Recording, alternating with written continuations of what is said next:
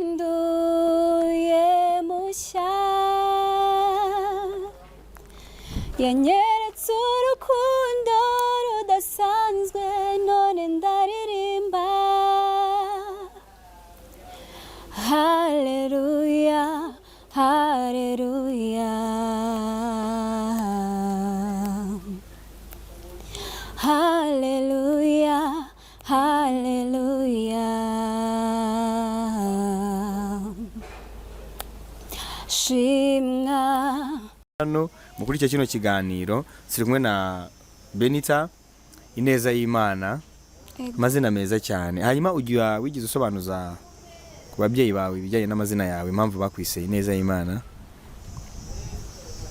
ntago nabikozeho cyane ariko njye nabisobanura mu buryo bwanjye. Amazina yawe wayasobanura gute ineza y'Imana kuko kwibwira umuntu wowe kwibwira umuntu harimo gukira harimo ubutsinzi ku muntu nuvuga ngo kwibwira umuntu akora ngo witwa nde ukamwibwira birimo gutsinda birimo gukira birimo ubuzima ukamubwira ngo nitwa ineza y'Imana ukamubwira ati nawe akira ineza y'Imana birimo ni amazina sinzi niba ababyeyi bari bagusobanura ariko dusobanurire wowe wabisobanura gute rero. Ikintu cya mbere cyo navuga ineza y'Imana nyine ni izina ryisobanuye ubundi ni izina ryisobanuye ineza y'Imana nyine. Ineza ni mu buryo bw'abanyeshuri batoranyamo bo kujya kuhiga. Kwiga ku Nyundo. Uratsinze. Ndatsinda. Hanyuma ngiye ndishakira approach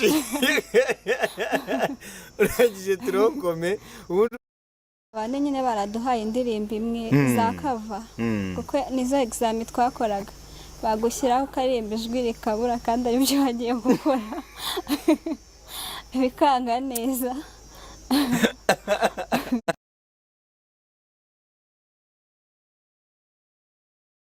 ubwo harabarurwa mu mujyi wa Kigali n'agace ni mu ntara